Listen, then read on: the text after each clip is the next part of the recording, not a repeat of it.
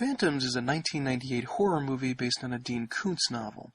Super-hot Joanna Going plays Jenny, a doctor who brings her younger sister Lisa, played by Rose McGowan, to the tiny California town she lives in to get her away from the tumult and violence of LA. But it turns out that small-town life is just as dangerous as city living. When the girls arrive, they find Jenny's housekeeper dead and the town strangely void of life.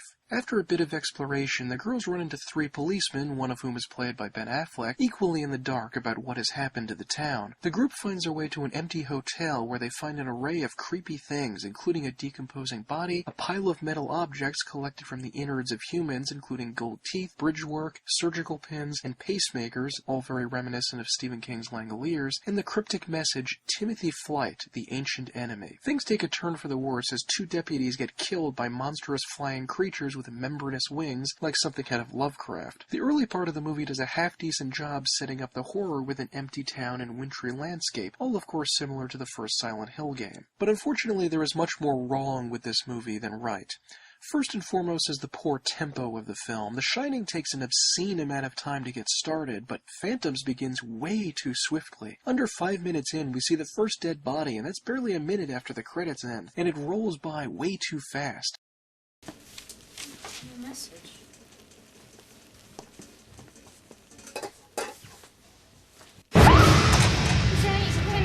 Think of how much better the reveal of the dead body would have been if it was much slower and relied on the audience realizing a corpse was there, not bludgeoning us over the head with noisy music cues. The characters are also a bit of a problem, aside from beautiful Joanna Going. Mainly the problem is with Liev Schreiber's character, who does not behave like a human ever would ever, even a crazy one. He is pointlessly creepy, leers at corpses, leers at Rose McGowan, laughs inappropriately at nothing, fondles the corpse of a dead woman, yes he does this, and doesn't seem to take any of this seriously for no explained reason except that he's a freaky pervert or something. Even though this is Dean Koontz, it's a perfect example of a Stephen Kingian attempt at making very broad humor with characters that are way too comic to make proper atmosphere in a movie. Ben Affleck isn't too bad, but he seems a little too young for this role. It should be a character that's about 10 or 15 years older, not a young man in the full flush of his youth with his whole life ahead of him. He was supposed to play someone with a dark, troubled past, and someone that young doesn't seem like he could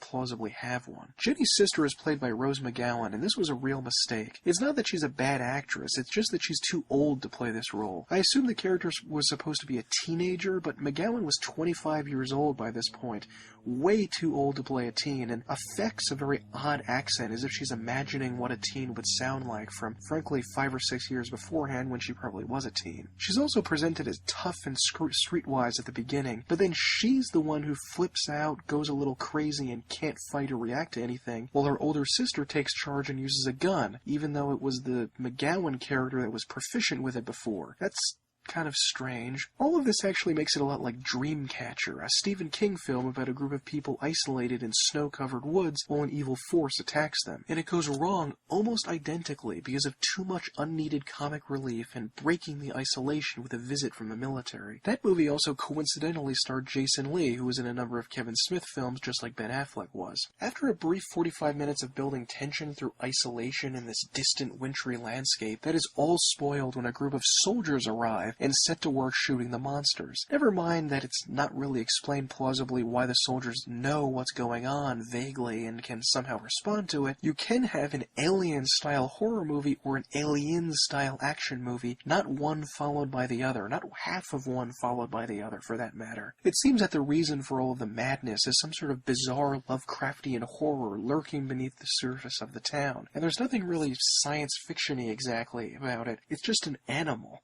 A very peculiar animal that can learn and grow and become sort of conscious by eating human living people, but still just an animal. Once every millennia or so, he rises up and eats an entire city, or maybe even an entire civilization. They're a little vague on that. Another link with Silent Hill here is that the creature thinks it's some sort of infernal god and wants to spread knowledge of its deific existence to the whole world, record it for everyone out there, sort of spread its evil gospel. This makes it somewhat linked to the cult's goal of raising a demonic god into our world and spreading his version of heaven, i.e. hell on earth, to the rest of the planet. Affleck and company develop a terrible poison that, when thrown at the god, destroys it, a little bit like the Aglaophatus being thrown at Samael to kill it at the end of the first Silent Hill. There's also an interesting sequence in a bathroom involving Rose McGowan where she flips out while seeing ghosts. I'm not certain if there's a direct link here, but it looks very similar to the mirror room freakout scene in Silent Hill 3 when Heather is caught inside a hospital bathroom and can't get out while a bloody horror scene plays out on the walls and floor. The initial bathroom scene with Heather when she knocks on the door and finds no one there is also reminiscent of what happens here. Potentially the most vital thing taken from Phantoms was the bizarre, unintelligible, growling, garbled, static noise that the characters hear every now and again, and that are a link to the monsters, which is reminiscent of the radio that is present in the early Silent Hill games that you need to hear some sort of bizarre, garbled noise when monsters approach. There's also a sharp industrial squeal sound heard every now and again on the soundtrack that sounds a heck of a lot like the grinding metal noise on the Silent Hill soundtrack, but that could just be a coincidence. Another major resemblance is that the monster was a natural phenomenon. It was a life form that lived deep underground and sifted through all the organic matter it could find, and sometimes it would eat humans, and when it did, it would learn and know everything that they would learn and know. And that's how the creature was perverted into thinking that it was a demon, because people that came into contact with it imagined that it was a devil or demon. This is very similar to the corruption of the spiritual power in Silent Hill by the cult's fanatical evil beliefs in demons and monsters. Ultimately, the movie served as a rich ground for general, broad ideas that could be a template that was expanded upon in the game. There are a lot of different ideas here and there that were cherry-picked out and used by the developers and expanded upon to make something really cool. The movie had potential to be much better than it was, but it seems like the story imploded halfway. The army's introduction and subsequent scientific explanation of what's going on kills the mood of isolation and changes the dark horror film into a dull actioner. Wandering around the abandoned, empty town with the snowy landscape was a huge influence on Silent Hill, but ultimately that's ruined in the movie halfway through, and Silent Hill does a much better job of that creepy, oppressive isolation that you get. If you haven't seen Phantoms and you can get it cheaply, it might be worth a watch for a die-hard Silent Hill fan, but otherwise I really can't recommend it. It's not terribly well made, the pacing is all wrong, and I just don't think it's even remotely scary. Also, Peter O'Toole embarrasses himself by appearing in this terrible film as a ridiculous character. I am absolutely clear that this creature is utterly evil. I mean, it kills an entire town full of people, except for Ben Affleck. I mean, that really seems like an extremely evil, vile act to me. Affleck, you don't bomb in Phantom, yo!